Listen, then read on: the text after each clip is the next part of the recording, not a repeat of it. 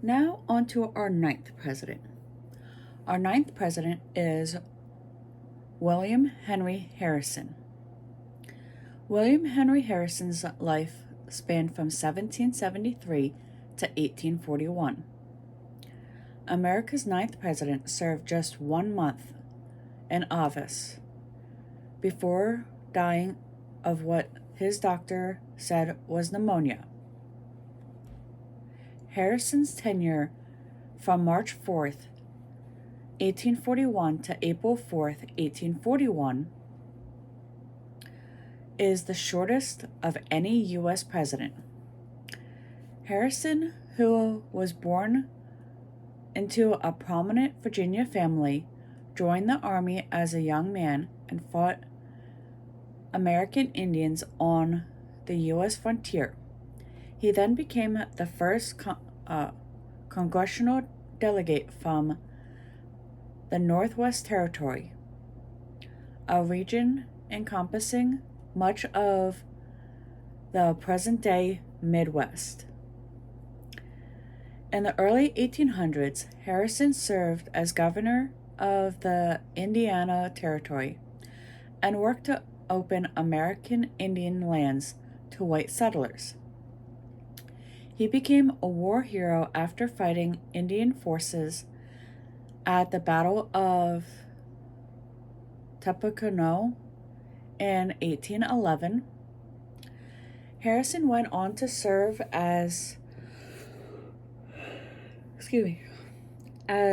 a U.S. congressman and senator from Ohio. He was elected to the White House in 1840, but passed away a month after his inauguration, the first U.S. president to pass in office. William Henry Harrison was born on February 9, 1773, at Berkeley, his family's plantation near Richmond, Virginia.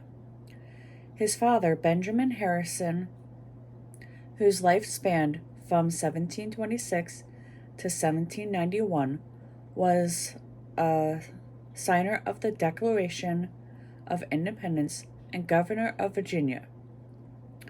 The younger Harrison attended Hampden-Sydney College and studied medicine at the University of Pennsylvania before dropping out in 1791 to join the Army. Did you know, while governor of the Indian Territory, William Henry Harrison lived at Gooseland, a mansion built for him in 1803 near the frontier village of Wisconsin, the first brick home in the territory. It had a thick exterior wall to protect against potential Indian raids. Today, Gooseland is a museum. Harrison fought against the Indian forces in various territorial conflicts, including the Battle of Fallen Timbers in 1794, which was won by the U.S. and opened present-day Ohio to white settlement. Harrison was promoted to captain and became commander of Ohio's Fort Washington, near present-day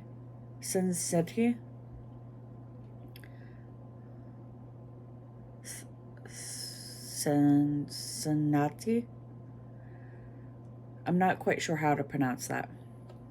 In 1794, Harrison married Anna Churchill Simmons, whose life spanned from 1775 to 1864, whose father was a judge and wealthy landowner in Ohio. At first, Judge Simmons was against a match between the two, believing his prospective son-in-law's military career on the frontier was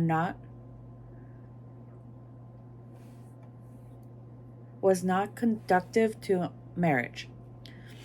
As a result, the Harrisons eloped. The couple had 10 children, 6 of whom died before Harrison became president. Their son, John Scott Harrison, whose life spanned from 1804 to 1878, would grow up to become a U.S. congressman from Ohio, and the father of Benjamin Harrison, whose life spanned from 1833 to 1901, whom we'll speak about when we get to the 23rd president. After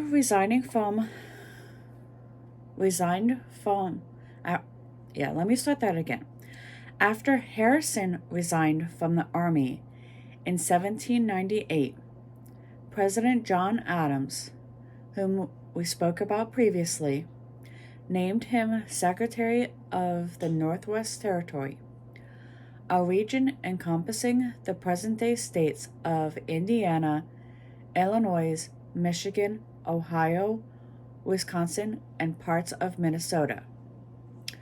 The following year, Harrison became the Northwest Territory's first congressional delegate. In 1800, Congress created the Indiana Territory from part of the Northwest Territory, and Harrison became governor of the new territory. In this position, he negotiated treaties with American Indian tribes, in which they agreed to hand over millions of acres of land. Not all tribes were happy with these treaties, however, and Harrison subsequently called on U.S. forces to remove Indians from the treaty lands and secure them for white settlers.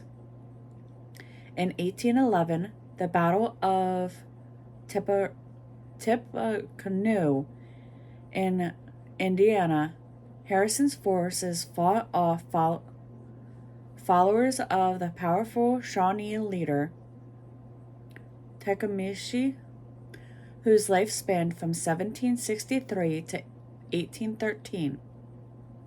Although the U.S. suffered significant troop losses and battle's outcome was inconclusive and did not end Indian resistance, Harrison ultimately emerged with his reputation as an Indian fighter intact.